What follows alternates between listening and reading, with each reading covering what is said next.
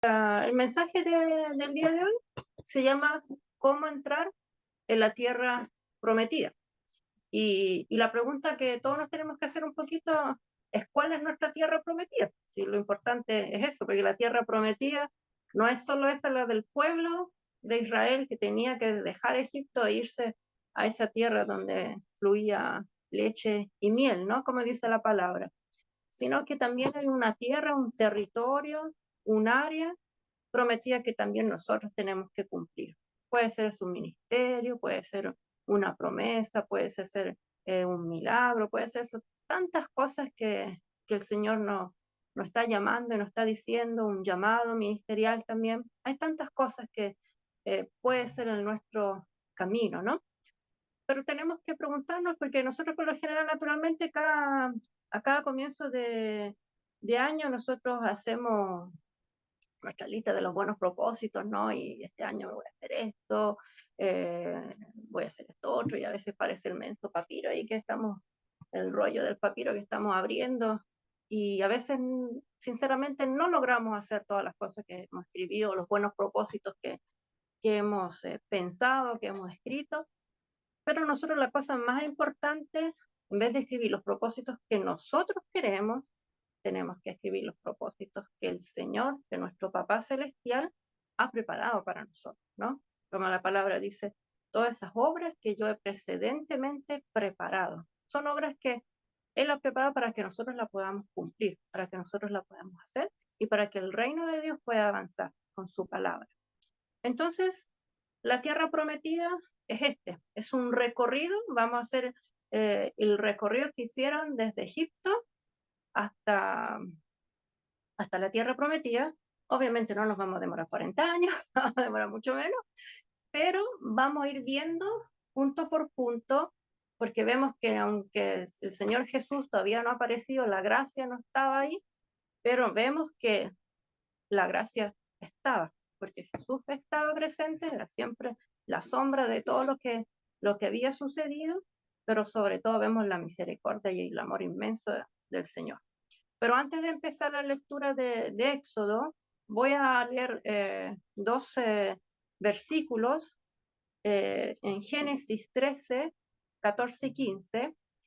Entonces dice así, Génesis 13, 14 y 15. Y dice, no, así muy oscuro, no veo nada. Gracias.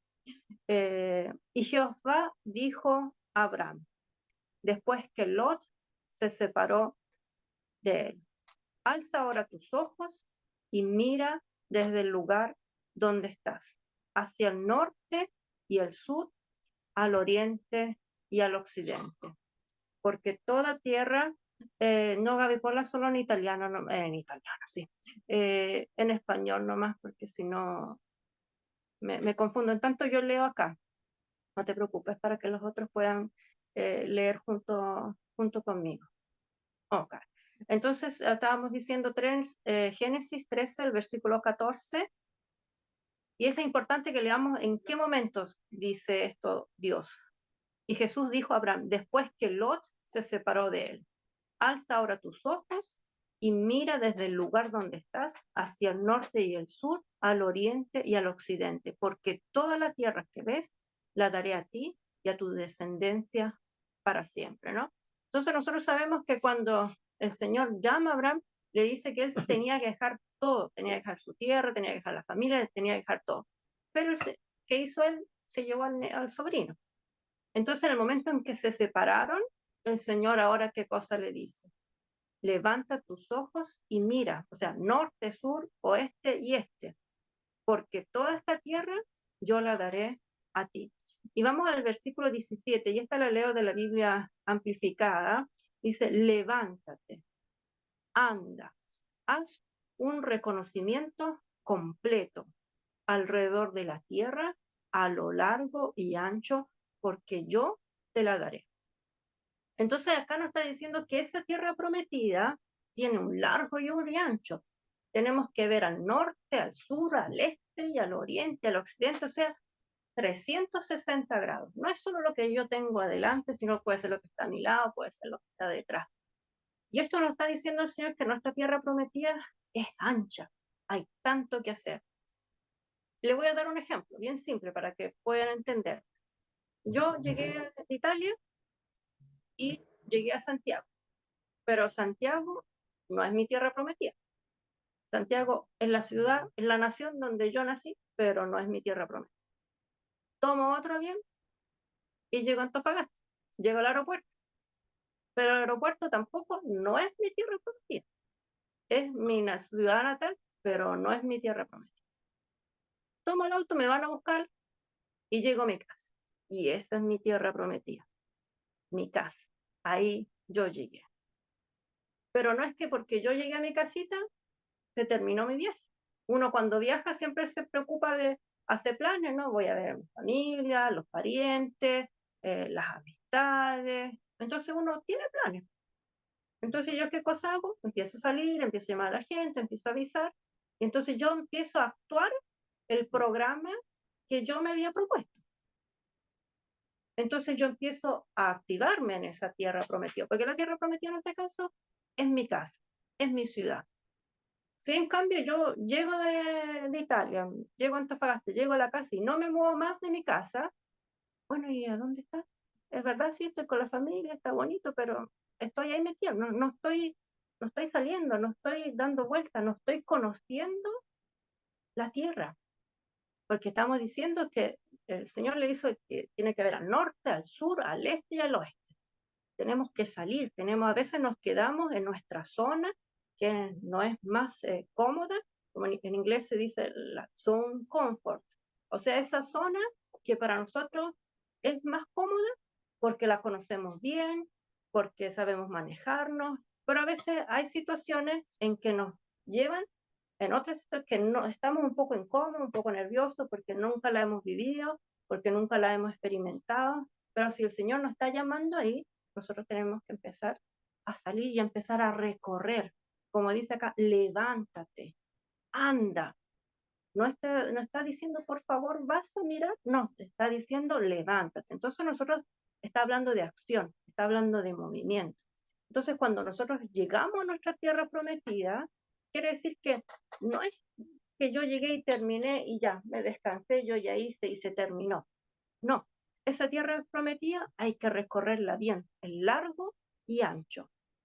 Hay que, como dice acá de la Biblia amplificada, hay que hacer un reconocimiento completo, porque es el único modo en que yo pueda conocer todo lo que hay. Es como si cuando yo compro una casa nueva, yo la casa nueva la miro bien, ¿no? Veo si funciona, las llaves, las puertas como son, las ventanas, la miro bien, la examino bien. No es que llegue a una casa y ya listo, la compré, me gustó y chao. No, yo la examino bien. Entonces nosotros, nuestra tierra prometida, esa área que nosotros sabemos que el Señor nos ha dado, tenemos que recorrerla, porque es el único modo para que nosotros la podamos vivir. Y otro versículo, Hebreos 6:12, y esta la leo de la Biblia amplificada, se las he traducido en español, dice, para que no seáis espiritualmente perezosos, sino más bien que seáis imitadores de aquellos que por la fe se apoyan en Dios, con absoluta confianza en Él y en su poder. Y con paciencia, aun cuando sufren, están ahora heredando las promesas. Entonces, ¿qué está diciendo? Que espiritualmente no tenemos que ser perezosos.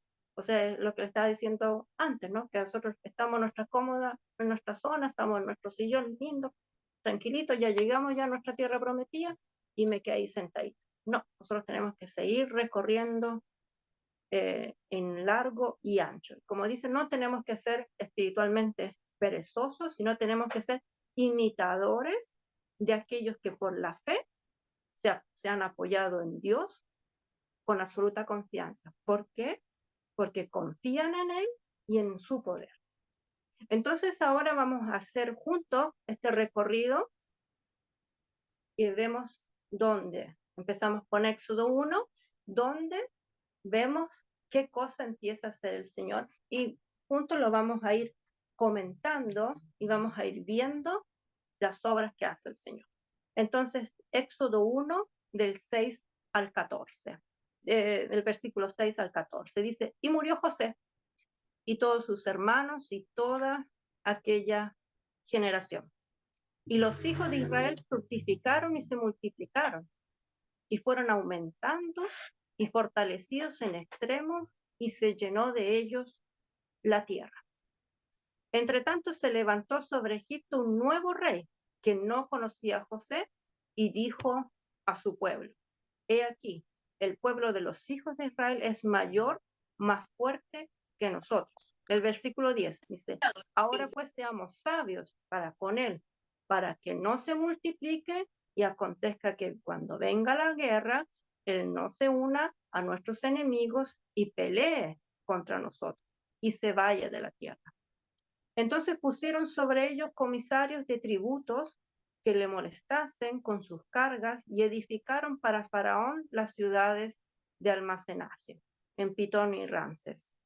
Y el versículo 12: pero cuanto más los oprimían, tanto más se multiplicaban y crecían, de manera que los egipcios temían a los hijos de Israel. Entonces acá en el versículo 6 dice: y murió José, todos los hermanos y toda aquella generación. O sea, acá está haciendo hincapié, no está diciendo que todo eso, lo que había pasado, ya se había terminado. Si llegaron a la esclavitud, quiere decir porque se empezaron a alejar el pueblo del Señor. Se empezaron a hacer lo que ellos pensaban que era bueno. Entonces, pero no obstante eso, ¿qué dice en el versículo sucesivo? En el versículo 7 dice que los hijos fructificaron y se multiplicaron y fueron aumentados y fortalecidos. O sea, que quiere decir que esa bendición todavía seguía trabajando ahí. Es un poco como nosotros tenemos el tambor del agua y bueno, tiene que estar llenito, porque si no después cuando está vacío se termina, ¿no? Pero cuando llega la última gotita de agua de ese tambor, yo puedo beneficiar de esa agua porque mi cuerpo la recibe, se está refrescando, se está nutriendo con el agua, está nutriendo mi organismo, y no obstante yo no tenga ya más agua en el tambor, pero mi cuerpo todavía lo recibe. Entonces vemos que no obstante esto, que ellos se habían alejado, que la situación, si llegaron a la esclavitud, pero no obstante esto, el pueblo seguía siendo fuerte. Pero ¿qué cosa pasó? Y vamos a leer ahora en Éxodo 2, del 23 y el 25. Dice: aconteció que después de muchos días murió el rey de Egipto, y los hijos de Israel gemían a causa de la servidumbre, y clamaron, y subió a Dios el clamor de ellos con motivo de su servidumbre. Y oyó Dios el gemido de ellos, y se acordó del pacto con Abraham, Isaac y Jacob. Y miró a Dios a los hijos de Israel, y los reconoció Dios. Entonces, ¿qué pasó? Que en toda esta opresión, todos esos trabajos forzados, todo ese trabajo que sufrían los hijos, llegó ese clamor. Dice que subió a Dios y él tuvo misericordia de ellos, y dice que los reconoció como hijos. Entonces, el Señor también nos está diciendo, nos está recordando que no obstante, nosotros a veces nos comportamos como el pueblo de los israelitas, que estamos ahí alejándonos, que estamos haciendo en nuestra cabecita, estamos haciendo lo que nosotros queremos y nos estamos alejando, pero el Señor siempre nos reconoce como hijos cuando nosotros clamamos a Él, cuando necesitamos uno. Porque hay situaciones tan difíciles que nos encontramos en nuestra vida que no tenemos a quién pedirle ayuda. Y ahí sí que nos acordamos: Diosito, mi papá. Y eso tiene que ser constante, porque si nosotros más tenemos ese tamborcito lleno, más nosotros estamos enriquecidos y estamos llenos de su presencia y de su palabra. En Éxodo 3, del 7 a 12, ¿qué pasa? Acá aparece Moisés, ¿no? Y la otra vez ya habíamos hablado un poquito del personaje de Moisés. El Señor le revela lo que quiere hacer, ¿no? Con ello. Entonces, Éxodo 3, del 7 al 12. Y le dice: dijo luego Jehová: bien he visto la aflicción de mi pueblo que está en Egipto, y he oído su clamor a causa de sus detractores, pues he conocido sus angustias, y he descendido para librarlos de mano de los egipcios y sacarlos de aquella tierra, a una tierra buena, ancha, tierra que fluye leche y miel, a los lugares del cananeo, del eteo, del amorreo, del fereceo, del heveo y del jebuseo. Versículo 9. El amor, pues, de los hijos de Israel ha venido delante de mí. El clamor, disculpe, de los hijos de Dios ha venido delante de mí. Y también he visto la opresión con que los egipcios los oprimen.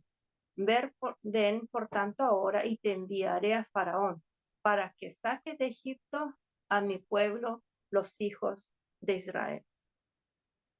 Y vamos todavía al versículo 11. Entonces Moisés respondió a Dios, ¿quién soy yo para que vaya Faraón y saque de Egipto a los hijos de Israel? Versículo 12. Porque yo estaré contigo, y esto te será por señal de que yo te he enviado. Cuando hayas sacado de Egipto al pueblo, serviréis a Dios sobre este monte. Entonces vemos que acá Moisés le viene revelado lo que tiene que hacer, ¿no? O sea, le dice que tiene que ir delante del faraón y le tiene que decir al faraón que deje libre a su pueblo. Entonces, que él lo va a acompañar y que va a estar con él. Porque Moisés le dice, pero ¿y yo quién soy? Y más adelante vemos en el versículo 14, Dios dijo a Moisés, yo soy el que soy. Así dirás a los hijos de Israel, yo soy, me envió a vosotros. Y vemos todavía el versículo 16 al 22. Ve y reúnete a los ancianos de Israel. Diles, Jehová, el Dios de vuestros padres, el Dios de Abraham, de Isaac y de Jacob, me apareció diciendo, en verdad os he visitado y he visto lo que os hace en Egipto. Y he dicho, yo sacaré de la aflicción del Egipto a la tierra del cananeo, del eteo, del amorreo, del fereceo, del heveo, del jebuseo, a una tierra que fluye leche y miel. Y se lo vuelve a repetir. Y oirán tu voz, y tú irás con los ancianos de Israel al rey de Egipto, y le diréis, Jehová, el Dios de los hebreos, nos ha encontrado. Por tanto, nosotros iremos ahora camino de 3 días por el desierto para que ofrezcamos sacrificio a Jehová nuestro Dios. Mas yo sé que el rey de Egipto no os dejará ir sino por mano fuerte. Pero yo extenderé mi mano y heriré a Egipto en todas mis maravillas que haré con él, y entonces os dejará ir. El versículo 21. Y yo daré a este pueblo gracia a los ojos de los egipcios, para que cuando salgáis no vayáis con las manos vacías. Versículo 22.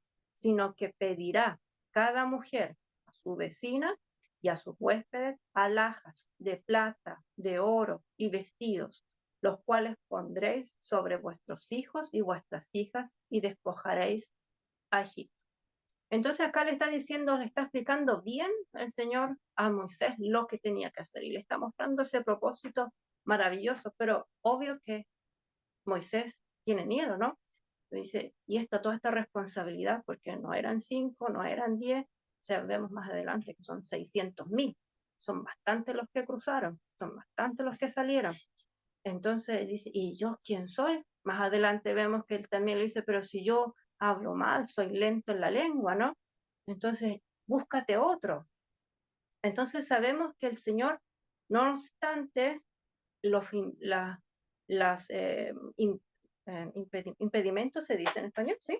Los impedimentos que Moisés pensaba de sí mismo, porque eran cosas que pensaba él. Moisés estaba diciendo, yo no soy capaz, no me van a creer, ¿y cómo voy a hacer? Y a veces nosotros también somos así. Cuando el Señor nos está revelando algo, lo está revelando porque nosotros tenemos las capacidades para poderlo hacer, tenemos las herramientas. Si lo que el Señor quiere es disponibilidad. Y este es el primer elemento para poder entrar y conquistar la tierra prometida, que es la obediencia. Cuando yo digo, ok, Señor, voy a hacer como tú me dices, entonces el Señor ahí va a abrir puertas, va a abrir portones y nos va a dar todo lo que es necesario para que nosotros podamos llegar a conquistar esa tierra prometida, que podamos llegar a conquistar ese propósito. Veamos todavía Éxodo 6, el versículo 2 y después el 5 y el 9. Dice, y habló todavía Dios a Moisés y le dijo, yo soy Jehová. Y el versículo 5, Asimismo, yo he oído el gemido de los hijos de Israel, a quienes hacen servir los egipcios, y me he acordado de mi pacto. Por tanto dirás a los hijos de Israel, yo soy Jehová, y yo os sacaré debajo de las tareas pesadas de Egipto. Y yo os libraré de su servidumbre y los redimiré con brazo extendido y con juicios grandes. Versículo 7. Yo os tomaré por mi pueblo y seré vuestro Dios. Y vosotros sabréis que yo soy Jehová vuestro Dios, que os sacó de debajo de las tareas pesadas de Egipto. Entonces acá el Señor de nuevo le está repitiendo el propósito, se lo está recalcando. Yo tomaré mi pueblo, yo estaré con ustedes. No Moisés, no un hombre, sino Jehová de los ejércitos. Y eso es lo que nosotros tenemos que tener presente, que cuando nosotros cumplimos algo para el Señor, es Él que está delante de nosotros, abriendo puertas, abriendo caminos. Nosotros tenemos que seguirlo, tenemos que ser obedientes, tenemos que escuchar lo que Él nos dice para que nosotros podamos realizarlo. Entonces, vemos que el primer propósito que le dio, o sea, el primer elemento para poder conquistar la tierra prometida, dijimos que es la obediencia. Y vamos a ver un ejemplo que de obediencia, yo lo encuentro que es bien, digamos, práctico, que es el de Noé. Y regresamos de nuevo a Génesis 6, del 14 al 22. Pero vamos a leer directamente primero Génesis 6, 22, porque dice, y lo hizo así Noé, hizo conforme a todo lo que Dios le mandó. Entonces, ¿qué cosa sabemos la historia, no? Sabemos que Dios le dice de que tiene que construir un arca, y no es chiquitita, no es un botecito, no es una casita, es un arca que prácticamente mide 135 metros de largo, 22 de ancho y son 14 metros de altura. Para que se hagan una idea, un avión de esos, los Boeing 707, ya 777, que llevan prácticamente 500 pasajeros, ¿ya? Y mide más o menos, son 64 metros que mide ese avión. El arca es prácticamente casi el doble de ese avión. O sea, imagínense qué cosa, era una cosa tremenda. 14 metros de altura. Un avión mide 18 metros. Así que estamos ahí. Y no. 5 pisos. 5 pisos.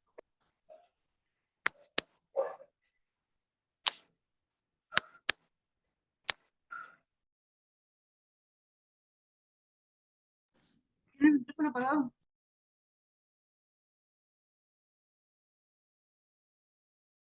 No se escucha.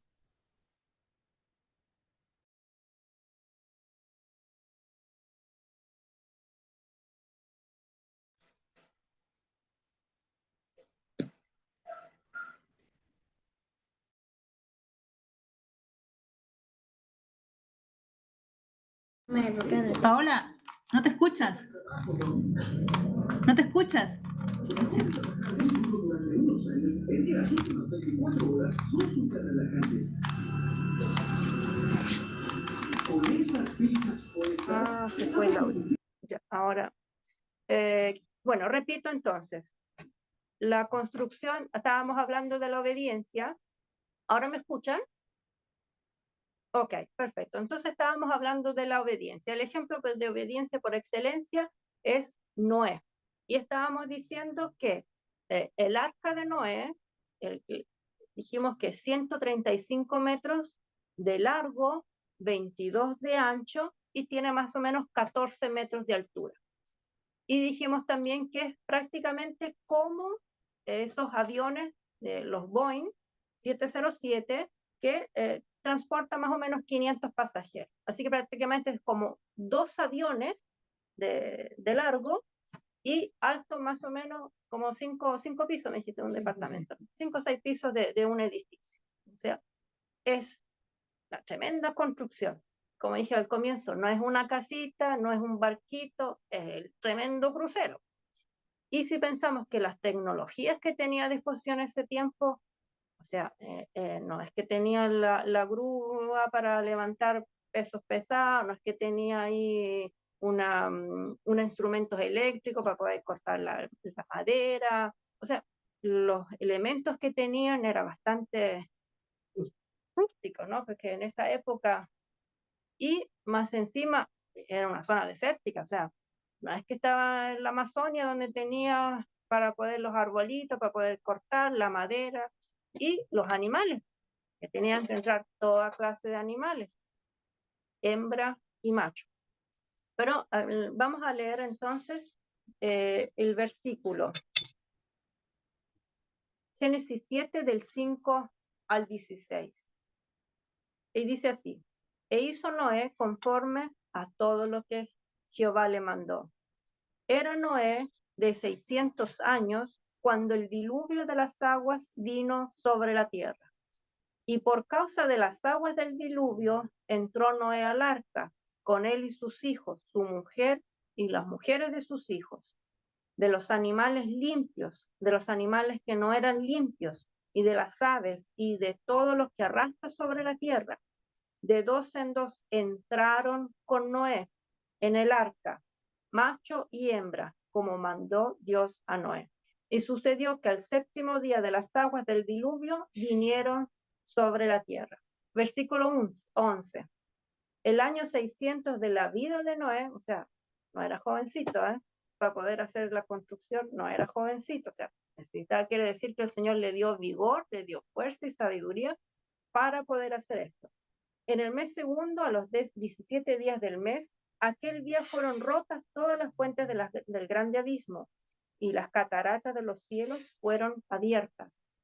Y hubo lluvia sobre la tierra 40 días y 40 noches.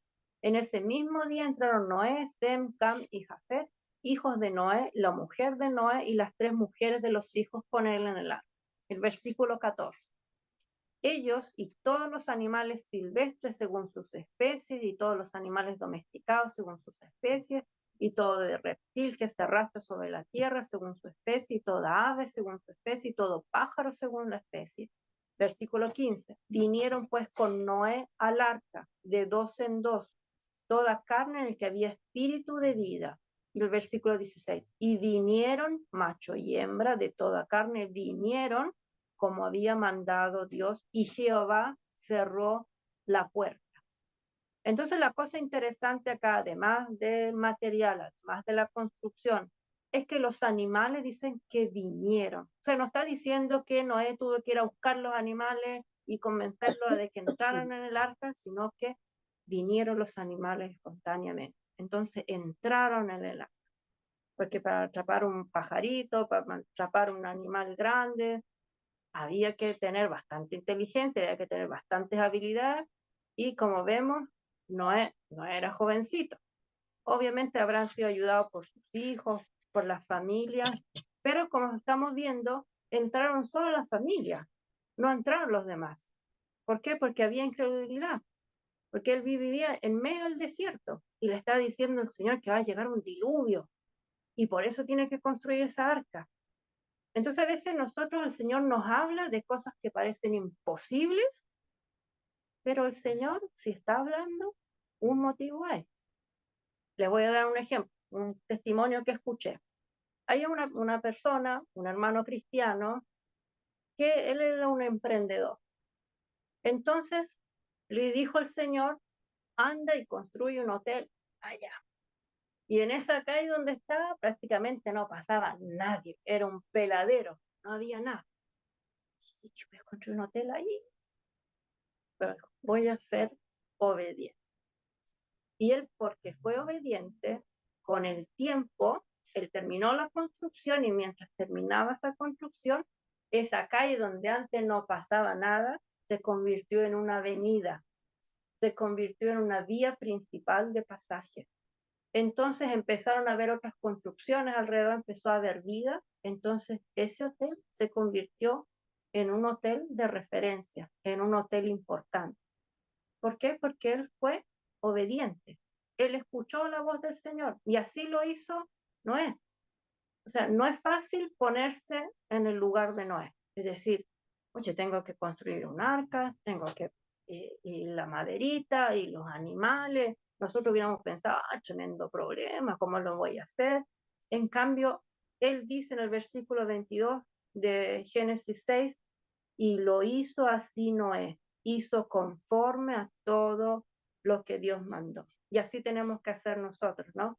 Tenemos que ser obedientes. Aunque parezca imposible, aunque parezca una cosa fuera de lo normal, fuera de lo común, si lo dijo el Señor, porque un motivo hay. Entonces vimos que el primer punto es la obediencia. Ahora vamos al segundo punto para poder conquistar. Son 3. ¿Cuál es? La valentía. Y regresamos de nuevo con nuestro Éxodo. Entonces regresamos a Éxodo. Bueno, empecemos de nuevo con Éxodo 7. Veamos. Éxodo 7. No, parece que Éxodo 7 ya lo leímos. Veamos un poco.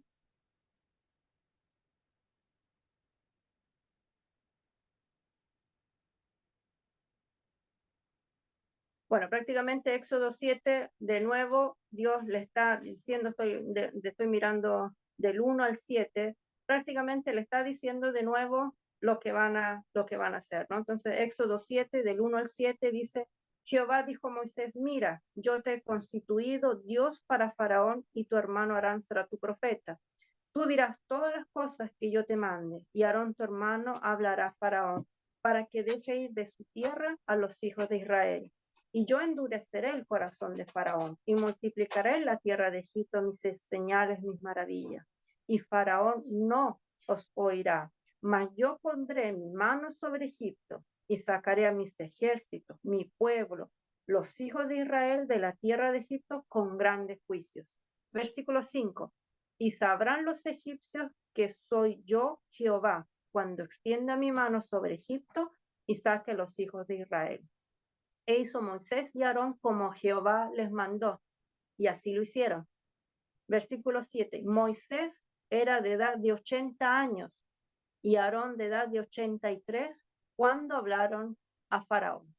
Y acá también vemos que tenía su buena edad, pero como dice el versículo 6, hicieron como Dios, como Jehová les mandó. Entonces ellos fueron obedientes, creyeron. Moisés empieza ahora a creer a esa tarea, a esa tierra prometida que el Señor le está diciendo. Tú tienes que ir al faraón, tienes que ir a hablar y tienes que decir que yo me los deje ir, pero le está advirtiendo también de que no va a ser tan fácil porque el corazón del faraón está endurecido. Pero cuando el Señor de los ejércitos está con nosotros, como dice la palabra, si Dios está conmigo, ¿quién está contra mí? ¿No? Nosotros somos hijos del Dios Altísimo. Y lo mismo sucede con nosotros. Entonces nosotros vemos que más adelante el pueblo se empieza a quejar, llegamos ya, digamos, a cuando se encuentran delante del Mar Rojo y detrás tienen al ejército. Vamos a saltar todas las plagas, todo lo demás, porque me quiero concentrar ya en la salida, ¿no? Cuando están cruzando el Mar Rojo. ¿Qué sucede ahí? Sucede que ellos están delante del Mar Rojo y atrás está llegando los carros, están llegando el ejército de Israel porque el faraón se arrepintió y dijo, bueno, vamos de nuevo a buscarlo, a capturarlo. Pero vamos a ver lo que hizo el Señor en las obras que hizo el Señor, porque cuando el Señor tiene un propósito, una llamada para nosotros, Él nos protege y Él provee siempre hasta que esa llamada pues se pueda cumplir. Leamos Éxodo 13 del 17 y el 18. Y Faraón dejó ir a los pueblos. Dios no los llevó por el camino de la tierra de los filisteos que estaban cerca, porque dijo Dios para que no se arrepienta el pueblo cuando vea la guerra y se vuelva a Egipto. Mas Dios hizo que el pueblo rodease por el camino del desierto del Mar Rojo y subieron los hijos de Israel de Egipto armados. Versículo 21. Y Jehová iba delante de ellos, de día una columna de nube para guiarlos por el camino, y de noche una columna de fuego para alumbrarles, a fin de que anduviesen de día y de noche. Nunca se apartó de adelante del pueblo la columna de nube de día, ni desde noche la columna de fuego. Entonces vemos que el Señor está ahí siempre presente. El desierto, sabemos que durante la noche es dura, hace frío, no se ve nada, pero la columna estaba siempre ahí presente para que tuvieran refrigerio durante el camino, para que el calor del desierto no los dañara, no los cansara. Y durante la noche ellos tenían luz, como dice la palabra, para que anduvieran de día y de noche. Entonces llegamos al momento en que se encuentran acorralados y en el versículo 13 de Éxodo 14, Moisés ahora dice al pueblo, no temáis, estáis firmes y ved la salvación que Jehová hará hoy con vosotros, porque los egipcios que hoy habéis visto, nunca más para siempre los veréis. Entonces, si el Moisés que al comienzo que leímos, yo no creo, yo no puedo, yo no sé hablar, yo aquí, yo allá, y ahora ¿qué está diciendo? Está firme.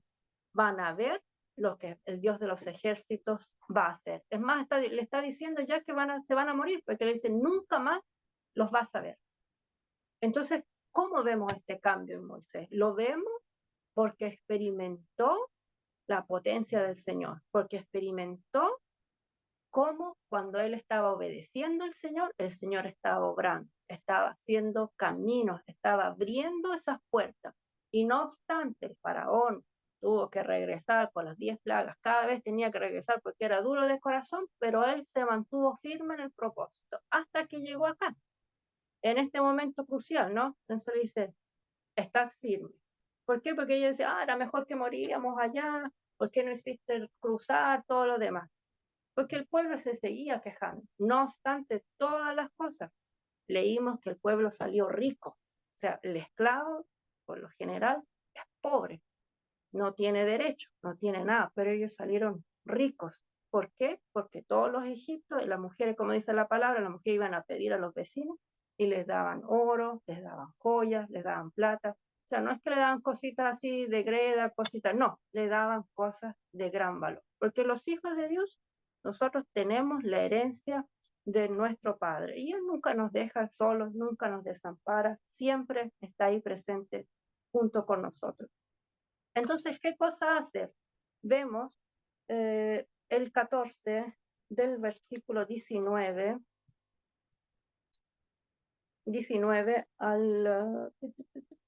al 29, dice así, Éxodo 14 del 19 al 29. Y el ángel de Dios que iba delante del campamento de Israel se apartó e iba en pos de ellos. Y asimismo la columna de nube que iba delante de ellos se apartó y se puso a sus espaldas e iba entre el campamento de los egipcios y el campamento de Israel. Y era nube y tinieblas para aquellos y alumbraba a Israel de noche, y en toda aquella noche nunca se acercaron los unos a los otros. O sea, hizo como un bloqueo, ¿no? Para que los que lo estaban siguiendo no pudieran ver, pudieran hacer más lento, porque ellos obviamente, los otros iban a pie, el pueblo de Israel iba a pie, los otros en cambio iban con el caballo, tenían métodos mucho más rápidos, entonces obviamente los iban a alcanzar antes, no obstante, digamos, el tiempo que ellos ya habían salido antes. Entonces, leamos versículo 24, siempre del mismo capítulo.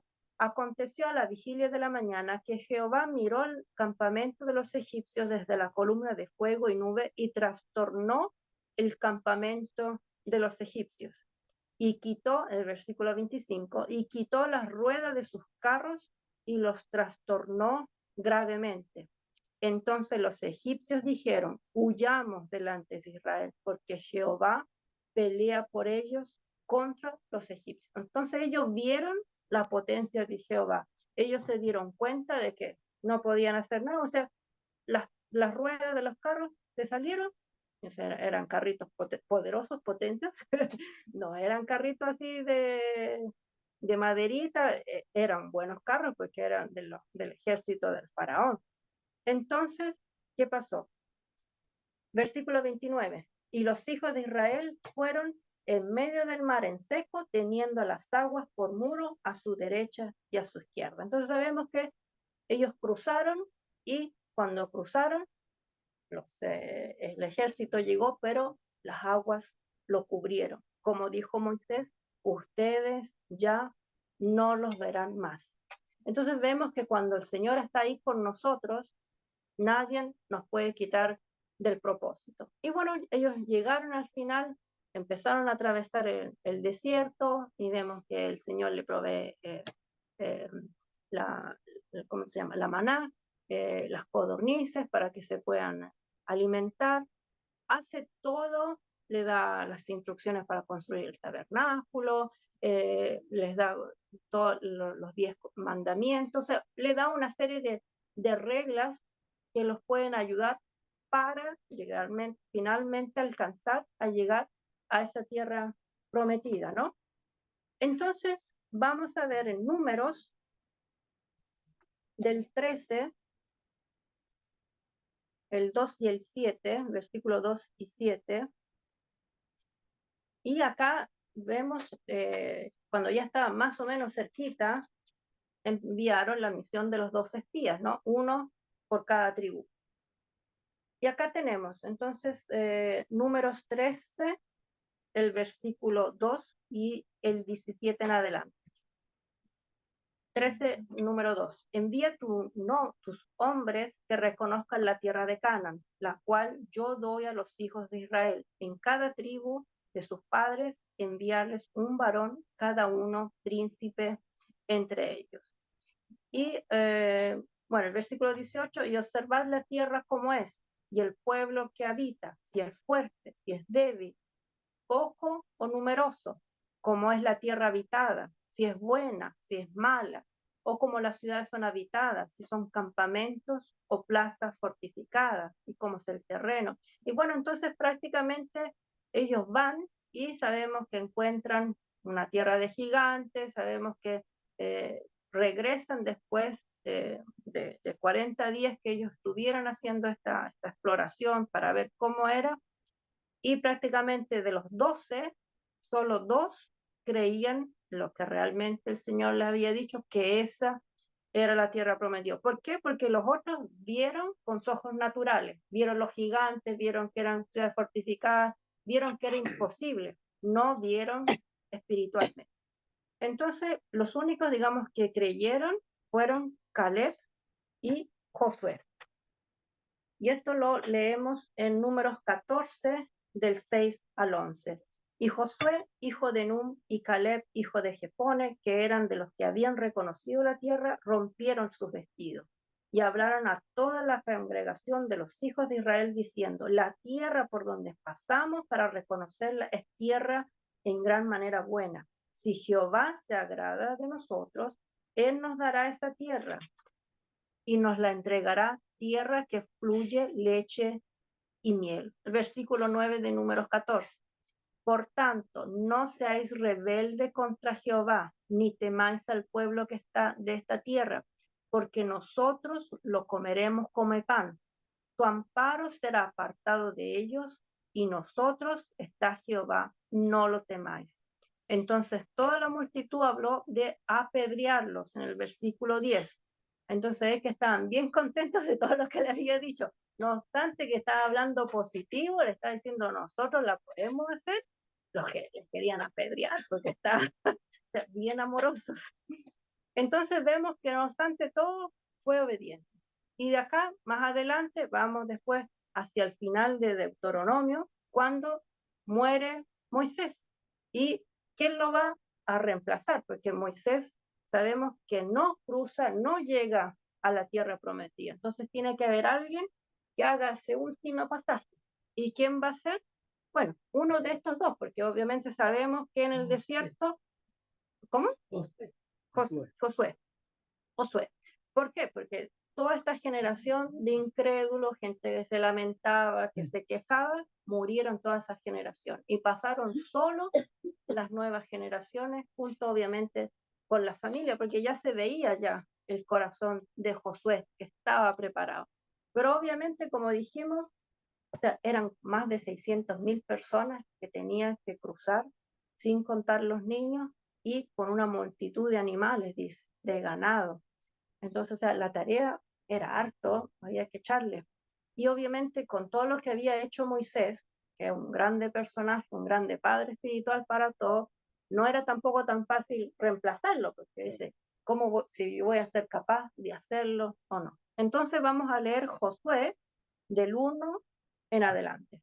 Él dice, aconteció después de la muerte de Moisés, siervo de Jehová, que Jehová habló a Moisés, hijo de Nun, servidor de Moisés, diciendo, Josué 1, versículo 2, mi siervo Moisés ha muerto, ahora levántate y pasa este Jordán, tú y todo este pueblo, a la tierra que yo les doy a los hijos de Israel. Yo he entregado, como lo había dicho a Moisés, todo lugar que pisara la planta de vuestro pie. Versículo 4. Desde el desierto y el Líbano hasta el río Éufrates, toda la tierra de los Eteos, hasta el gran mar donde se pone el sol, será vuestro territorio. Recordemos, el primer versículo que nosotros leímos de Génesis, que hay que recorrer la tierra el largo y ancho. Y le decía a su siervo, tienes que mirar, cuando se separó de Lot, tienes que mirar al norte, al sur, al este y al occidente. ¿Por qué? Porque la tierra es tanta. Y seguimos leyendo el versículo 5. Nadie te podrá hacer frente en todos los días de tu vida. Como estuve con Moisés, estaré contigo. No te dejaré y ni te desamparé. Versículo 6. Esfuérzate y sé valiente, porque tú repartirás a este pueblo por heredad la tierra de la cual juré a tus padres que darán a ellos. Solamente esfuérzate y sé muy valiente para cuidar de hacer conforme a toda la ley que mi siervo Moisés te mandó. No te apartes de ella, ni a diestra ni a siniestra, porque seáis prosperado en todas las cosas que emprendas. Versículo 8. Nunca se aparte de tu boca este libro de la ley, sino que de día y de noche meditarás en él, para que guardes y hagas conforme a todo lo que está escrito, porque entonces harás prosperar tu camino y todo te saldrá bien. Versículo 9. Mira que te mando, que te esfuerces y seas valiente. No temas ni desmayes, porque Jehová tu Dios estará contigo en donde quiera que vayas. Entonces, Jehová se lo está repitiendo hartas veces. Sé fuerte, sé valiente, sigue conforme, mírame a mí, no te dejes influir de todas las circunstancias que vas a encontrar, porque si nosotros leemos el libro de Josué, vemos que él sí, él entra a la tierra prometida, pero es una tierra que tiene que conquistar. No está libre, los territorios no están libres. Entonces, ¿qué pasa? Hay que luchar. Y bueno, también vemos las murallas de Jericó, ¿no? Entonces, vemos que hay ciudades fortificadas, vemos que hay luchas, batallas, pero como le dijo el Señor, esfuérzate, sé valiente, no te desmayes, que yo voy a estar contigo. Y sobre todo, como le dice, no se separe de tu boca este libro de la ley, sino que de día y de noche meditarás en él, para que guardes y hagas conforme a todo lo que está escrito. Porque cuando nosotros estamos con la palabra de Dios, bueno, ellos tenían la ley, nosotros tenemos su palabra, tenemos la gracia, entonces que dice que vamos a prosperar y nos vamos a ayudar a encontrar ese camino. Y el último punto, y con esto termino, es meditar las palabras de Dios. Entonces, meditar, ¿qué cosa significa? Del significado original, significa evaluar, significa rugir, significa imaginar, estudiar, pronunciar, hablar, murmurar. Entonces vemos que meditar, o sea, no es la yo que, no, meditar no es eso. Significa que nosotros la palabra la estemos evaluando, la estemos estudiando, la estemos rugiendo cuando estamos clamando al Señor, la estamos imaginando cuando nosotros estamos viendo sus promesas por fe, la estamos hablando, cuando nosotros estamos hablando del Señor a otras personas, cuando estamos avanzando el reino de Dios, la estamos estudiando, la estamos pronunciando. Ahí en ese tiempo nosotros estamos meditando la palabra. ¿Para qué sirve la meditación? Sirve para renovar nuestra mente, sirve sobre todo para que esta palabra, logos, la palabra escrita, se convierta en una palabra rema. O sea, que la palabra no quede ahí en el librito y listo, sino que la palabra rema toca nuestra vida, nos cambia y sobre todo que esa es la que nos hace madurar y nos hace crecer.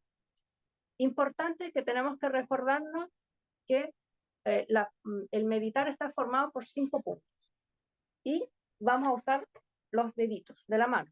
Entonces, el meñique, el más chiquitito, va a significar el escuchar. Nosotros sabemos que la palabra de Dios viene, o sea, la fe viene por escuchar la palabra de Dios, ¿no? Pero pasa que un 90% de lo que nosotros escuchamos se olvida. Así que no sirve solo escuchar, sino tenemos que hacer el segundo dedito. ¿Cuál es el segundo dedito? El anular, segundo dedito, y eso significa leer. Y acá el 50% de lo que nosotros leímos se olvida. Así que si dijimos que escuchar y leer no basta porque nos olvidamos, el tercero, el dedito medio, estudiar. Porque lo que nosotros hemos escuchado y lo que hemos leído lo fijamos cuando nosotros estamos estudiando. O sea, tomamos un versículo, claro, y lo estamos profundizando, ¿no? Un poco como en la escuela. En la escuela uno, ¿qué cosa? Tomaba apuntes, escuchaba, leía, y después había ciertas cosas que había que aprendérselas para después responder a una prueba, ¿no? Bueno, nosotros acá no respondemos a pruebas, pero sí nos sirve para nuestro crecimiento. Visto que lo que escuchamos y lo que leímos no queda mucho. Entonces, el cuarto que es el índice, significa que nosotros lo dejamos sellado acá en nuestro corazón. ¿Y cómo lo dejamos sellado en nuestro corazón? Como dije antes, que esa palabra logos, o sea, la palabra escrita que encontramos en la Biblia, se convierte en una palabra rema, o sea, una palabra que nos cambia, que nos toca. Ese versículo regalón que cuando tú estás ahí, tú te lo declaráis porque tú estás ahí, creís que ese versículo te está ayudando en ese momento y te da fuerza y te tira para arriba. Eso es que nosotros lo tenemos grabado en nuestro corazón. Y el último, el pulgar, es el meditar, porque llena todo. O sea, está formado, la meditación está formada por el escuchar, por el leer, por el estudiar y el recordarlo en nuestro corazón, sellarlo en nuestra mente. Entonces son estas 5 cosas, nosotros tenemos que darnos cuenta que no son todas unidas. No podemos solo escuchar o solo leer, porque ya sabemos que ya la meditación está formada de los otros 4 puntos. Así que bueno, como decía entonces, como le decía al comienzo, ¿cuál es tu tierra prometida? Todos tenemos que preguntarnos y evaluar a qué punto estoy de mi tierra prometida. Ya llegué, tengo que llegar, estoy en la dirección justa, me perdí, me di vuelta, me caí, estoy saltando, ya llegué, pero ahora sí ya llegué, tengo que empezar a conocer esa tierra en largo y en ancho. Amén. Bueno, espero que haya sido un tiempo de edificación, un poquito largo, en realidad este es un estudio que duró 1 hora y media. Yo lo corté bastante, pero no obstante eso, espero que haya sido de edificación para ustedes. Le ponemos una alabanza Yes. y después vamos al cierre.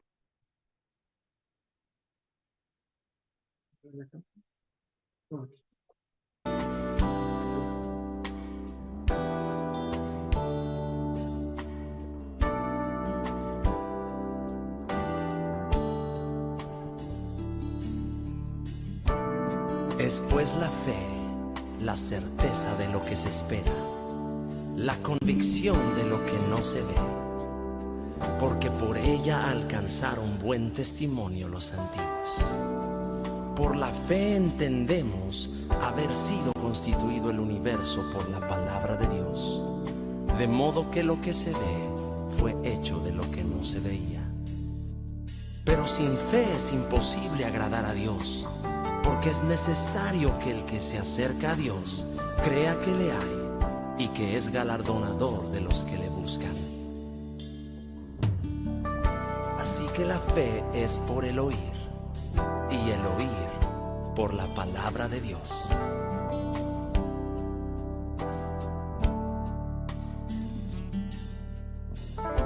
Hijo mío, conozco tu caminar. He estado aquí en tu felicidad y en tu aflicción también contigo estoy. Yo sé lo que hay en tu corazón. Te digo, cree, no temas. Ten fe en mí, no dudes más y yo haré. Yo soy el Dios de lo imposible. Vencerás si crees en mí. Tan solo cree y pon tu fe en mí.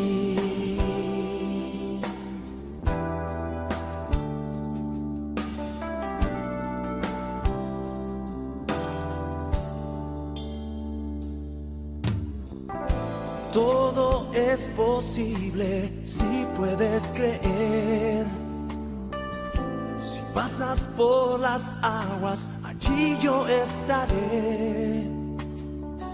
Y si andas por el fuego, no te quemarás. No temas, yo contigo estoy. Te digo, cree, no temas. Ten fe en mí, no dudes más y yo haré. Soy el Dios de lo imposible. Vencerás si crees en mí. Tan solo cree y pon tu fe en mí. Te digo, cree, no temas. Ten fe en mí, no dudes más y yo haré. Yo soy el Dios de lo imposible. Vencerás si crees en mí, tan solo cree y pon tu fe en mí. Tan solo cree y pon tu fe en mí. Tan solo cree y pon tu fe en mí.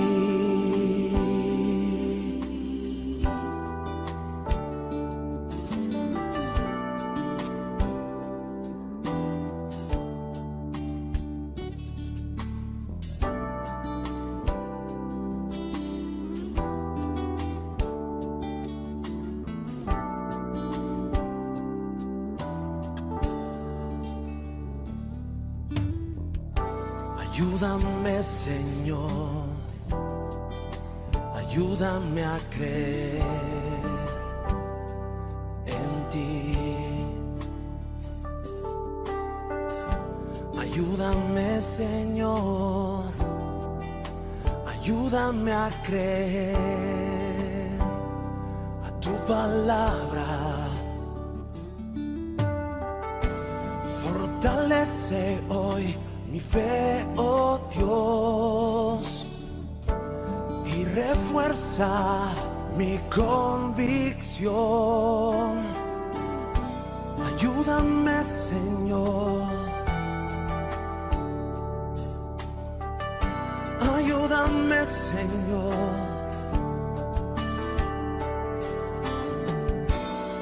Ten fe en Dios.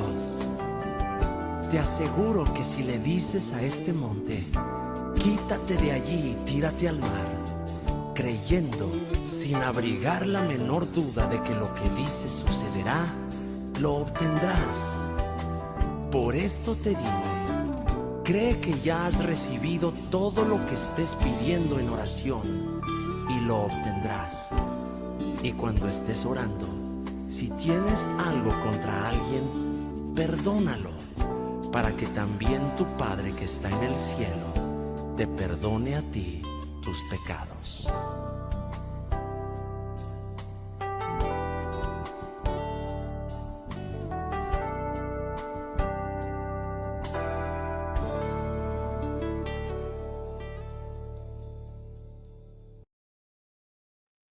Aleluya.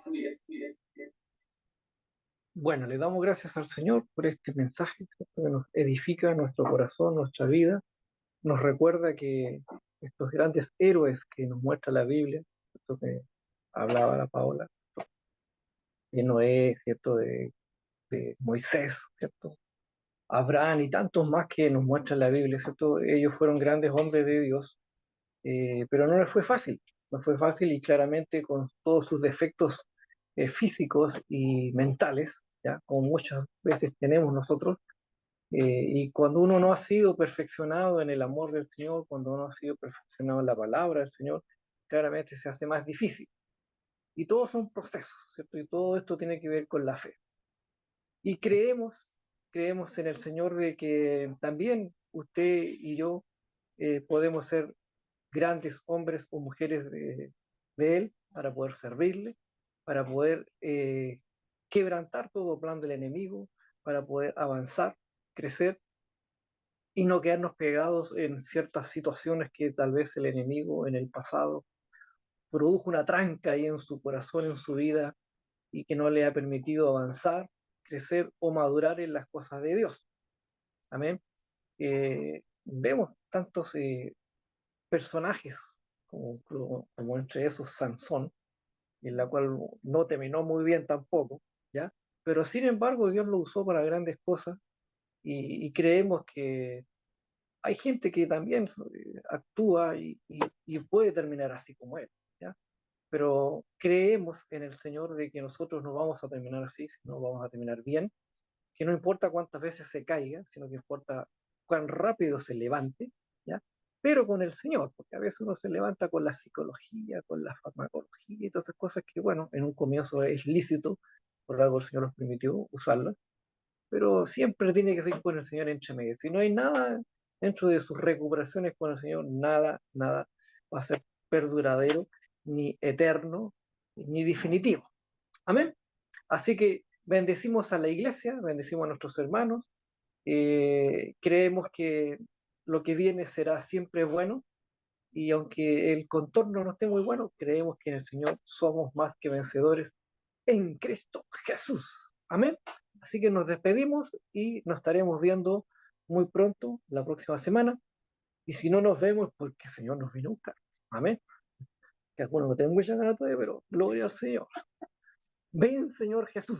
Maranatha. Amén. Nos despedimos entonces. Que tengan todos una muy felices noches y que tengan una excelente semana que ya ha comenzado hoy. Amén. Nos despedimos entonces y le damos gracias al Señor por todo. Que el Señor Jesucristo les bendiga.